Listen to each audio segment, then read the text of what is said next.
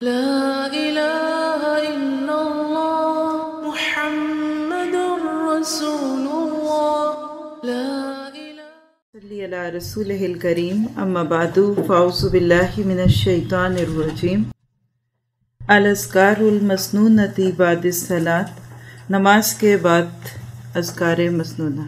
انشاءاللہ ہم آج کی نشست میں دیکھیں گے کہ نماز تو پڑھ لی، اب اس کے بعد کیا کریں۔ ہمارے کلچر میں یہ بھی ایک بگ ایشو ہے اور بعض لوگوں کو اس کے بعد والے عمل پہ بھی جھگڑتے دیکھا گیا۔ کچھ کہتے ہیں دعا کے لیے ہاتھ کھڑے کرو، کوئی کہتا ہے دعا نہ کرو، کوئی اجتماعی دعا کی بات کرتا ہے۔ تو آئیے دیکھتے ہیں کہ قرآن اور سنت کی روشنی میں ہمارے لیے اس میں کیا ہے۔ پہلے ہم کتاب الدعا کی روشنی میں اس کو دیکھیں گے اور اس کے بعد پھر حسن المسلم کی روشنی میں۔ تو پہلی چیز، فرض نماز سے سلام پھیرنے کے بعد اونچی آواز میں ایک مرتبہ اللہ اکبر اور آہستہ آواز میں 3 بار استغفر اللہ کہنا، اس کے بعد اللہم انت السلام پڑھنا مسنون ہے۔ پہلے روایات پڑھ لیتے ہیں، پھر اس پہ ہم بات کریں گے کہ اتنی باریکیوں کی کیا ضرورت ہے کہ یہ اونچی پڑھیں، یہ آہستہ پڑھیں، یہ 1 بار پڑھیں، یہ 3 بار پڑھیں۔ کچھ لوگ دین کی کوئی بھی بات سننے یا کوئی بھی دین کا کام کریں اور ان کو کہا جائے کہ آپ ایسا کیوں کر رہے ہیں تو آگے سے کیا جواب دیتے ہیں؟ کیا حرج ہے؟ ہاں، تو یہاں بھی وہی جواب ہے اس کا کہ حرج یہ ہے کہ لقد کان لکم فی رسول اللہ اسوۃ حسنہ، رسول اللہ صلی اللہ علیہ وسلم کی زندگی ہمارے لیے اسوہ حسنہ ہے۔ تو جو بھی کام وہ کر کے گئے انشاءاللہ تعالی ہم کوشش کریں کہ ہر ممکن حد تک اس کے اندر رہیں۔ پھر اگر کسی کام میں ان کی طرف سے ہمیں کوئی زبردستی والا معاملہ یا کوئی ہارڈ اینڈ فاسٹ رول نہ ملے تو انسان آزاد ہوتا ہے، لیکن جہاں جو بات آ گئی تو ہم تو محبت کے مارے بھی آہستہ ہی پڑھیں گے کہ پہلی دفعہ اللہ اکبر پڑھنا ہے تو وہ اونچی آواز سے پڑھنا ہے، پھر استغفار کرنی ہے تو وہ آہستہ کرنی ہے۔ آئیے روایت کو دیکھتے ہیں۔ عن ابن عباس رضی اللہ عنہما قال كنت أعرف انقضاء صلاة رسول اللہ صلی اللہ علیہ وسلم بالتکبیر۔ حضرت عبداللہ بن عباس رضی اللہ عنہما فرماتے ہیں کہ میں نبی اکرم صلی اللہ علیہ وسلم کی فرض نماز کے اختتام کا اندازہ آپ کے اللہ اکبر کہنے کی آواز سے لگایا کرتا تھا۔ اسے بخاری اور مسلم نے روایت کیا ہے۔ آپ دیکھیں کہ ایک سمجھدار انسان کے لیے، جس کو کہتے ہیں کہ اشارہ کافی ہوتا ہے، صرف اتنی سی بات کہ اللہ کے نبی کے نماز پورا کرنے کا پتہ کیسے چلتا تھا کہ آپ اللہ اکبر کہتے تھے۔ تو اس سے جو مسئلہ اخذ ہوا وہ کیا کہ اللہ کے نبی صلی اللہ علیہ وسلم اونچی آواز سے اللہ اکبر کہتے تھے اس کے بعد۔ اب سوال پیدا ہو سکتا ہے کہ اللہ کے نبی صلی اللہ علیہ وسلم جو ہے وہ کیا السلام علیکم اونچی آواز سے نہیں پڑھتے تھے؟ یہ سوال ذہن میں آتا ہے۔ آگے چلتے ہیں، پھر آپ اس پہ بات کریے گا۔ عن ثوبان رضی اللہ عنہ قال کان رسول اللہ صلی اللہ علیہ وسلم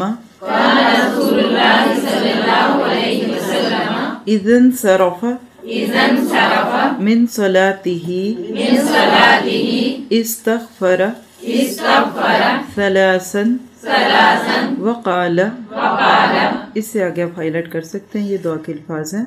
اللہم انت السلام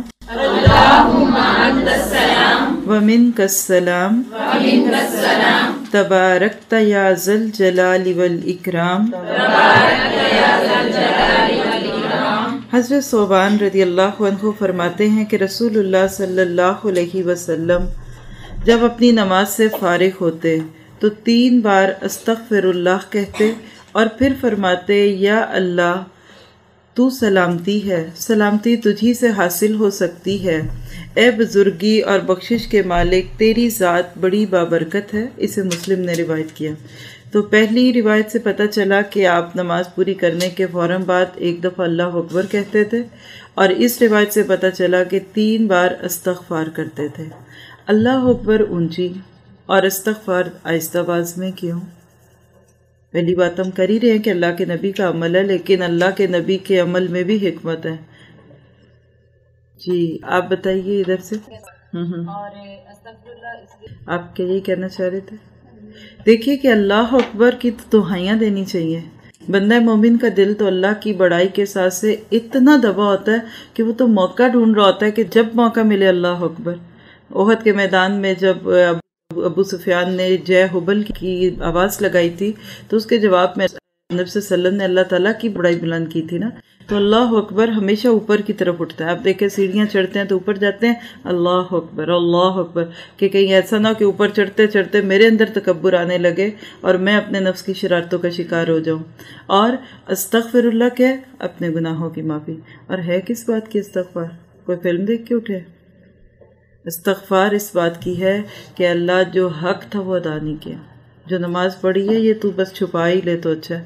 میری نمازیں تو اللہ تو کسی کو نہ دکھانا کہ یہ کوئی نماز تھی. جیسے کوئی بڑا غریب سا بندہ ہو بڑے اخلاص کے ساتھ بھی کسی کو کچھ دینا چاہے پھر بھی ویسے نہ ہو تو کوئی معمولی سی چیز لے کے دے اور اس کو آخری وقت تک کیا دھڑکا ہوتا ہے کوئی میں نے اس کے قابل تھوڑی دی ہے, یہ کوئی اس کے لائق تھوڑی ہے. تو جو ہم نمازیں پڑھتے ہیں حقیقت ہے کہ وہ اسی طرح کی ہے. پھر اب دیکھیے کہ اللہ اکبر ایک دفعہ لیکن استغفار 3 بار. تو 3 بار کرتے ہوئے آپ اپنے گناہوں کو سوچ لیں. سورۃ مومن کے آغاز میں بہت ہی خوبصورت طریقے سے گناہوں کی مختلف قسموں کو دیکھتے ہیں. جو بھی سننا چاہے اس کو. تو دعا بہت پیاری ہے کہ اللہ تو سلامتی ہے, سلامتی تجھی سے حاصل ہوتی ہے. یقین ہے ہمیں اس بات کا؟ ہم تو کہتے نہیں انشورنس سلامتی دیتی ہے, سیٹ بیلٹ سلامت کرتی ہے. ہاں اصل سلامتی دینے والا وہ. یا سلاموں کا ورد کرتے ہیں لوگ کئی بار. ہاں تو اللہ تعالیٰ سلامتی دینے والا جس کا اس بات پہ یقین ہوگا پھر اس کے دل میں اسلام بھی گھسے گا اور وہ باقی فتنوں سے بھی بچ جائے گا. اگلی روایت دیکھتے ہیں. عن المغیرۃ بن شعبۃ رضی اللہ عنہ ان النبی صلی اللہ علیہ وسلم کان یقول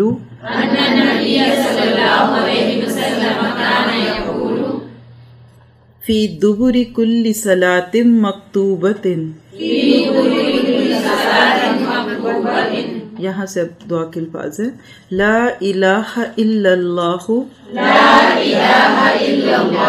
ایک دفعہ دل کے اندر سے نکالیں اس کو.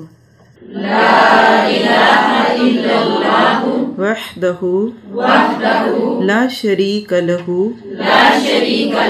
لہ الملک ولہ الحمد وہو علی کل شیء قدیر. اللہم لا مانع لما اعطیت ولا معطی لما منعت ولا ينفع ذا الجد منك الجد. حضرت مغیرہ بن شعبہ رضی اللہ عنہ سے روایت ہے کہ نبی اکرم ہر فرض نماز کے بعد یہ دعا پڑھتے تھے. اللہ کے سوا کوئی معبود نہیں, وہ اکیلا ہے, اس کا کوئی شریک نہیں, بادشاہی اسی کی ہے, حمد اسی کے لائق ہے یعنی حمد اسی کے لیے سزاوار ہے اور وہ ہر چیز پر قادر ہے. یا اللہ اگر تو کسی کو اپنے فضل سے نوازنا چاہے تو کوئی تجھے روک نہیں سکتا, اور اگر کسی کو اپنی رحمت سے محروم کر دے تو کوئی اسے نواز نہیں سکتا. کسی دولت مند کی دولت اسے تیرے عذاب سے نہیں بچا سکتی. اسے بخاری اور مسلم نے روایت کیا. ایک بندہ مومن کے دل کی پکار ہے, اور نماز کے بعد تو یہ پڑھنا اور بھی مزہ دیتا ہے کیونکہ اللہ تعالیٰ سے ایک مکمل قسم کا تعلق محسوس ہوتا ہے انسان کو. اور ایسے وقت میں پھر انسان اگر اللہ کی وحدانیت کا اظہار کرتے ہوئے اس کے لا شریک ہونے کی گواہی دیتے ہوئے جب یہ کلمات پڑھتا ہے تو یقیناً یہ ایمان کی ایک پکار ہوتی ہے. آپ کو یقین آتا ہے اب اس دعا پہ؟ کسی کے دل میں بھی یقین ڈاواڈول تو نہیں ہے کہ اللہم لا مانع لما آتیت ولا معطی لما منعت.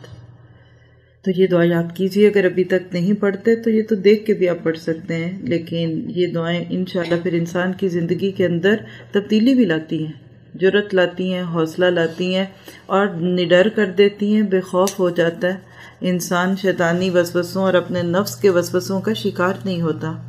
چوتھی دعا ہے ان معاذ بن جبل رضی اللہ عنہ قال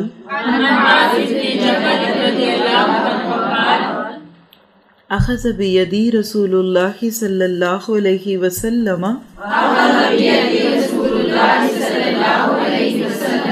فقال رسول اللہ صلی اللہ علیہ وسلم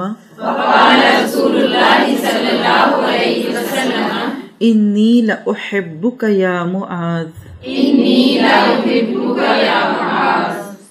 صرف ایک جملہ حضرت معاذ کے لیے میرا خیال ہے کہ دنیا کی ساری نعمتوں سے پیارا ہے کہ اللہ کا نبی ان کو کہہ رہا ہے کہ اے معاذ میں تم سے محبت کرتا ہوں.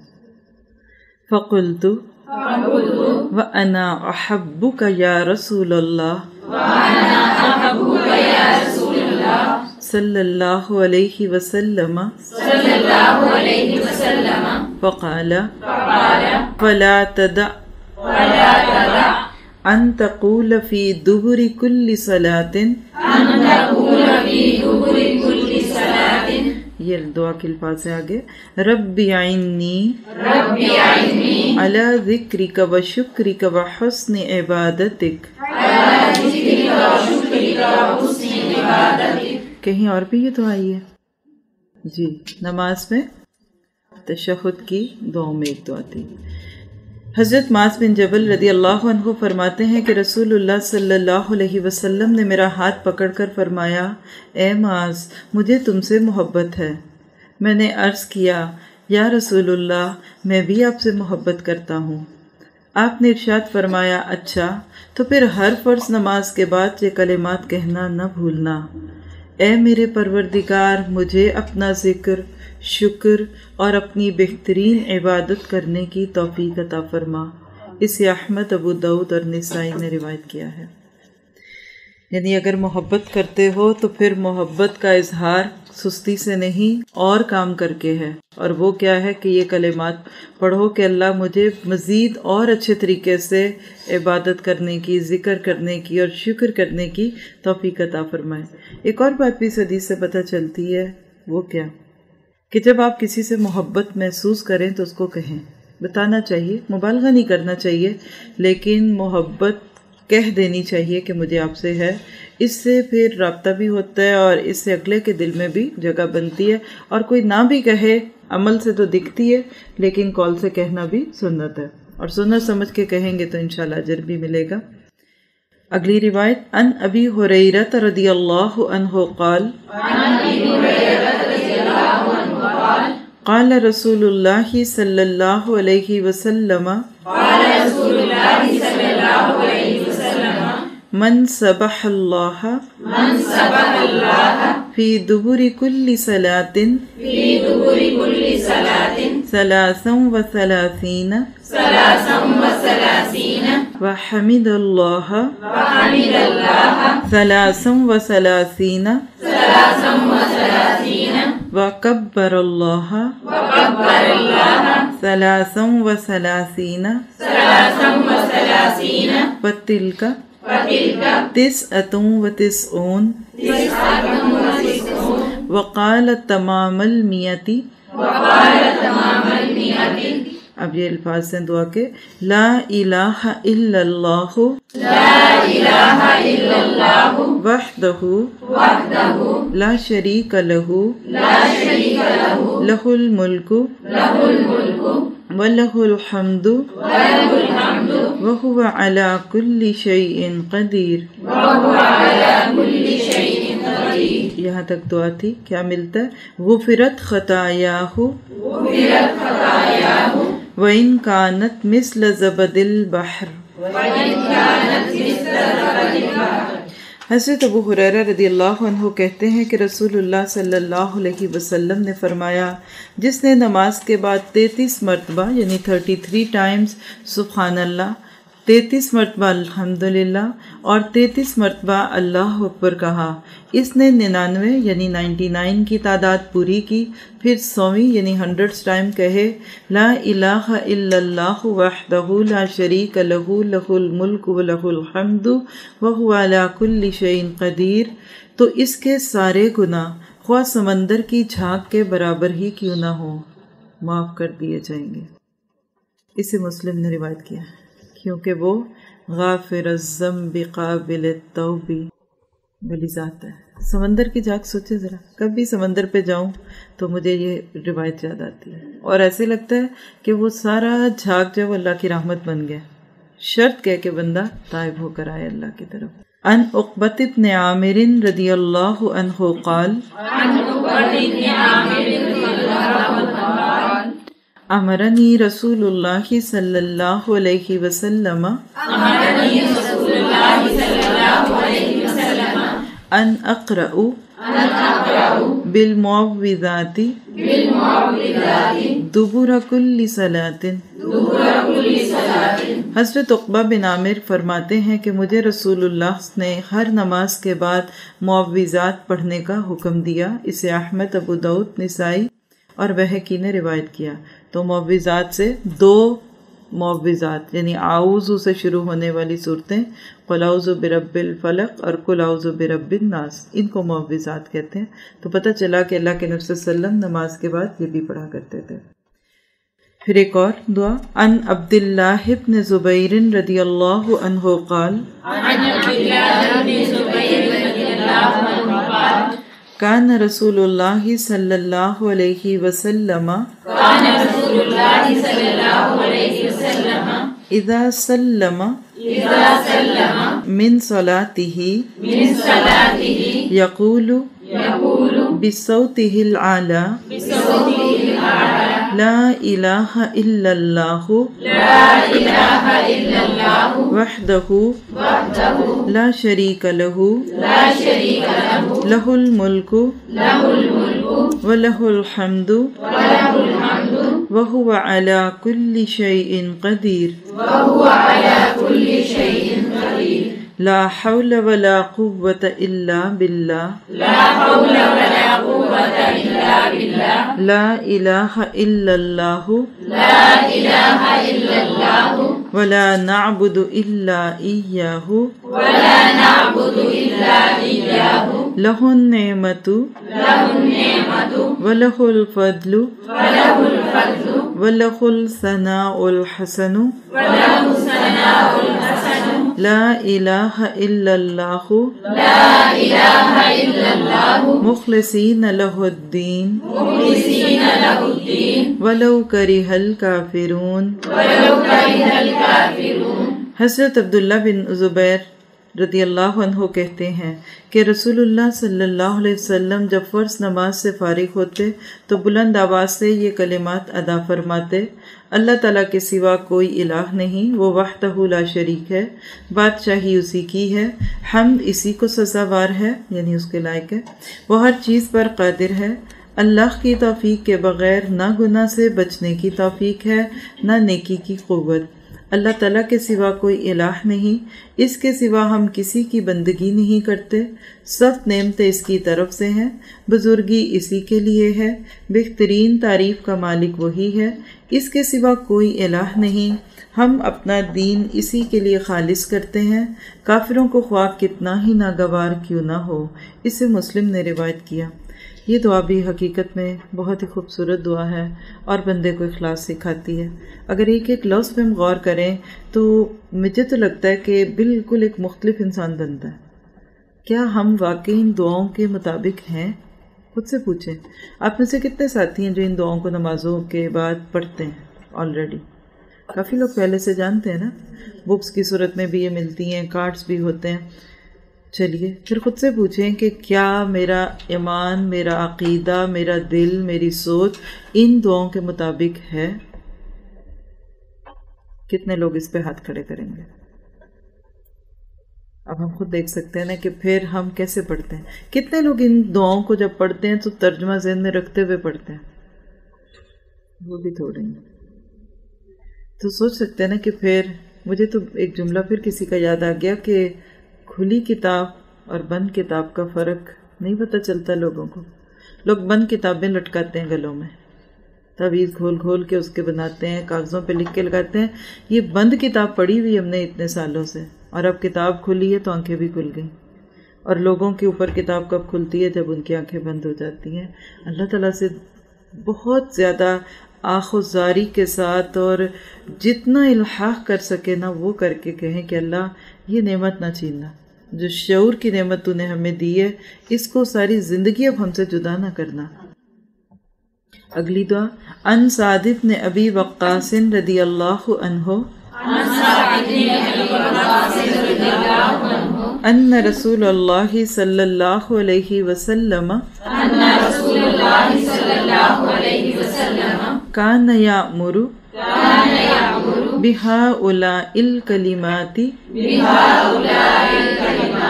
یہ دعا ہے آگے، اس کے الفاظ آپ ہائی لائٹ کر سکتے ہیں۔ اللہم انی اعوذ بک من البخل واعوذ بک من الجبن واعوذ بک ان ارد الی ارذل الامور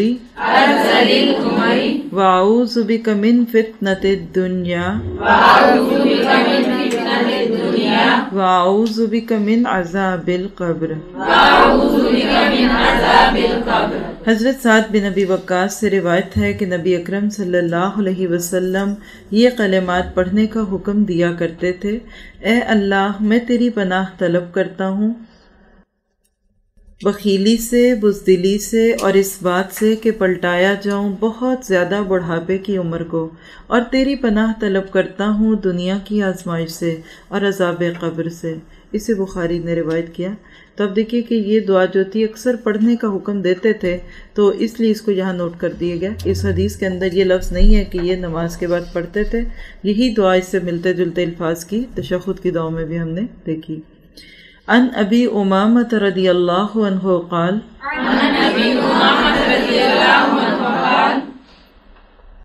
قال رسول اللہ صلی اللہ علیہ وسلم من قرأ آیت الکرسی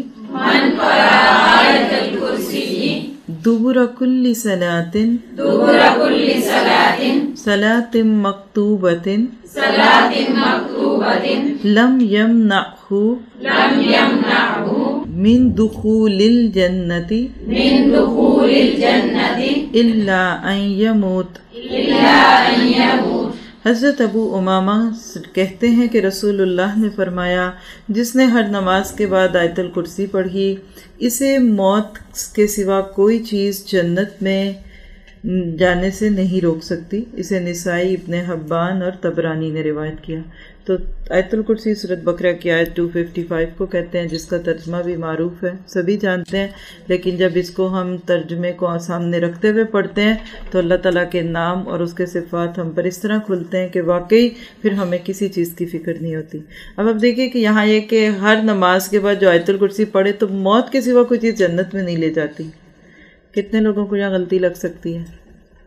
جو مرضی کریں اس کو پڑھ لیں، اس کا کوئی جواب دے گا؟ یہ میں آپ کے ساتھ کہیں شیئر کر چکی ہوں پہلے۔ کچھ عرصہ ایسا بھی گزرا کہ صرف اس ایک حدیث نے کئی گناہوں کو کرنے پہ دل کو مطمئن کر دیا، کوئی بات نہیں، آیت الکرسی تو پڑھتے ہیں، جو مرضی کرو، نماز تو پڑھ رہے ہیں۔ جی آپ میں سے کوئی جواب دے کہ کیسے؟ یہ تو پھر دو مختلف باتیں ہو جائیں گی جو ہم دوسری جگہ پڑھتے ہیں۔ جی آپ بتائیے۔ پڑھیں گے کہ نماز کے بعد یعنی آپ یہ کہہ رہی ہیں کہ آیت الکرسی پڑھنے کے بعد گناہ کو دل چاہے گا، غفلت رہے گی؟ 25 نام اور صفات اللہ تعالیٰ کی جو بندہ دن میں 5 نمازوں کی فرض نمازوں کے بعد پڑھے تو 25 سے 5 کر لیں، 225 بن گئے اگر، تو اتنی دفعہ اللہ کا ذکر ہو تو کیا اللہ کی شرم آئے گی؟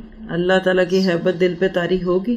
یعنی بندہ شعور کے ساتھ جب یہ دعائیں پڑھ لیتا ہے یا یہ کام کرتا ہے تو وہ رکتا ہی نہیں ہے، وہ اس کا تو دل ہی نہیں لگتا پھر ان گناہوں کے اندر۔ تو گناہوں کو پھر اللہ تعالیٰ بندے کے دل سے ویسے ہی نکال دیتا ہے۔ یہ بھی ایک جیسے دوا کو یقین سے کھاتے ہیں نا تو اس کا اثر ہوتا ہے، بے یقینی سے کھاتے ہیں تو اثر نہیں ہوتا۔ کوئی مثال دیتی ہوں آپ کو اسی بات کے پڑھنے کی کہ ہم دوا کیا سوچ کے کھاتے ہیں کہ ہم صحت مند ہوں گے نا، اور کوئی دوا اس لیے کھائے کہ ساتھ دوا بھی کھاتے جاؤں، ساتھ بد پرہیزی بھی کرتے جاؤں۔ مثلا شوگر کا پیشنٹ ہے، وہ ساتھ ساتھ میٹھی چیزیں بھی کھاتا جائے، خوب کھائے اور ساتھ دوا بھی کھاتا جائے، تو اس کی شوگر ٹھیک ہوگی؟ یہ تو دھوکہ نا، ایک وقت آئے گا کہ وہ دوا کا اثر ختم ہوگا. جو لوگ شعور کے ساتھ گناہ بھی کرتے رہتے ہیں اور ساتھ ساتھ ایسے کام بھی کر لیتے ہیں، وہ اصل میں اس کا اثر ضائع کر رہے ہیں. پرہیز علاج سے بہتر ہے. چلیے. عن ابی سعید الخدری رضی اللہ عنہ قال کان اذا سلم النبی صلی اللہ علیہ وسلم من الصلاۃ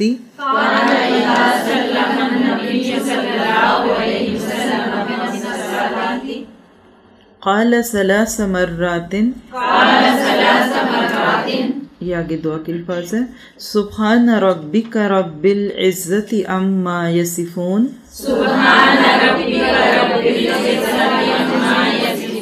وسلام علی المرسلین والحمد للہ رب العالمین. حضرت ابو سعید الخدری کہتے ہیں کہ نبی اکرم صلی اللہ علیہ وسلم جب نماز سے سلام پھیرتے تو 3 مرتبہ یہ کلمات ارشاد فرماتے: تیرا عزت والا رب ان تمام عیوب سے پاک ہے جو کافر بیان کرتے ہیں. سلامتی ہو رسولوں پر، اور حمد کے لائق صرف اللہ رب العالمین کی ذات ہے. اسے ابو یعلا نے روایت کیا. اور یہ کلمات ہم سورۃ الصافات کے آخر میں بھی پڑھ چکے کہ کسی بھی عبادت کے بعد جب اس کو پڑھا جاتا ہے تو اللہ تعالیٰ اس کا پورا اجر دیتا ہے. اور جس محفل کے بعد اس سے ملتے جلتے الفاظ ہیں وہ کفارہ مجلس کے بھی الفاظ ہیں. تو اگر کوئی گناہ کی بات یا کیل و کال ہوتی ہے تو پھر اللہ تعالیٰ اس میں انسان کو نہیں پکڑتا. تو یہ تھیں کچھ دعائیں جو ہمیں دعا بک میں سے ملی. اب کچھ دعائیں ریپیٹیشن نہیں کریں گے ہم. کھول لیجئے آپ اپنی حصن المسلم کو، بک کا پیج 58 ہے. بہرحال آپ کے پاس کوئی بھی پیج ہو سکتا ہے کیونکہ ڈفرینٹ پبلشرز ہیں اس میں. تو اس میں شروع کی جو پہلی دعا ہے وہ بھی ہم پڑھ چکے، دوسری بھی پڑھ چکے. 5ویں دعا جو ہے نا بیسیکلی جو آپ کی ترتیب کے اعتبار سے نمبر 5 ہے وہ دیکھ لیتے ہیں کہ نبی صلی اللہ علیہ وسلم جو تھے وہ نماز کے بعد سورۃ اخلاص بھی پڑھا کرتے تھے. قل هو اللہ احد اللہ الصمد لم یلد ولم یولد ولم یکن لہ کفوا احد. آپ دیکھیے کہ میں اس کو اس طرح انجوائے کرتی ہوں کہ نماز میں حد ہو جاتی ہے نا. پچھلے اس نشست میں ہم نے تقریباً 10-15 دعائیں دیکھی جو تشہد کی دعاؤں میں نبی صلی اللہ علیہ وسلم پڑھتے تھے. اتنا مانگ لیا اب تو چھٹی مل جانی چاہیے تھی. نماز پڑھنے کے بعد پھر ذکر اذکار اور اس طرح کی باتیں. کیوں کہ جیسے کھانا کھا رہا ہوتا ہے نا انسان تو ایک دم نہیں چھوڑتا.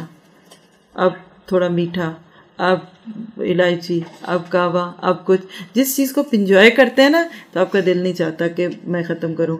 ایمان والے کو نماز میں اتنی لذت مل رہی ہوتی ہے، اللہ تعالیٰ سے جو اس کا رابطہ جڑا ہوتا ہے نا تو اس کا کال بند کرنے کو دل ہی نہیں چاہتا. اور کچھ اچھا پھر اور چلے بھی اٹھتا ہوں نا، چلو یہ پڑھ لوں. اور آپ محسوس کریں کہ جتنی بھی چیزیں اذکار میں آئی ہیں اس میں زیادہ اللہ تعالیٰ کی توحید کے متعلق ہے. قل اعوذ برب الناس، فلق، اور اب سورۃ اخلاص جو ہے یہ پڑھتے تھے اللہ کے نبی صلی اللہ علیہ وسلم. اور سورۃ فلق اور ناس کی روایت ہم پیچھے پڑھ چکے، آیت الکرسی کی بھی پڑھ چکے. صرف آخری دعا جو ہے وہ ہم نے ادھر نہیں دیکھی. دعا نمبر 8 دیکھ لیتے ہیں. اللہم انی اسألک علما نافعا ورزقا طیبا وعملا متقبلا. اے اللہ، بے شک میں سوال کرتا ہوں تجھ سے نفع دینے والے علم کا اور پاکیزہ رزق کا اور ایسے عمل کا جو قبول کر لیا جائے. یہ ابن ماجہ کی روایت ہے. تو یہ نبی صلی اللہ علیہ وسلم سے ثابت ہے کہ آپ پڑھا کرتے تھے. کیا مانگا؟ نفع والا علم. کیا کوئی غیر نافع علوم بھی ہوتے ہیں؟ بالکل ہوتے ہیں. اس لیے کبھی بھی انسان اپنے آپ کو ایسے چیزوں میں، بیکار چیزوں میں نہ لگائے کہ کہتے ہیں نا کہ کر کرا بھی لیا اور ہاتھ میں کچھ نہیں آیا. تو کیا آپ کا یہ علم نافع علم ہے؟ کوئی دنیا میں آپ کو اس کا فائدہ ہوگا؟ کوئی جاب مل جائے گی؟ ہاں، جابس کے لیے پڑھ رہے ہیں آپ. کہیں کہ اس کے بعد جاب نہیں ملتی، مشن مل جاتا ہے. اور جاب اور مشن میں وہی فرق ہے جو کسی جگہ کلرک لگنے والے اور پورا سی او جو ہے، پورا اس کا انچارج ہے، اس کے اندر ہے، اور وہ بھی کچھ نہیں، وہ بھی تو جاب کے لیے کرتا ہے. یعنی جس کو جاب کی جگہ مشن مل جائے اس کو تو کبھی لے آف ہونے کا خطرہ ہی نہیں ہوتا. ایک جگہ بند ہوگا دروازہ تو وہ دوسرا کھول لے گا. تو اللہ تعالیٰ سے دعا ہے کہ ہمیں ان دعاؤں کو صحیح طریقے سے شعور کے ساتھ پڑھنے اور مانگنے اللہ بنا دے. سبحانک اللہم و بحمدک اشہد ان لا الہ الا انت استغفرک. محمد رسول اللہ لا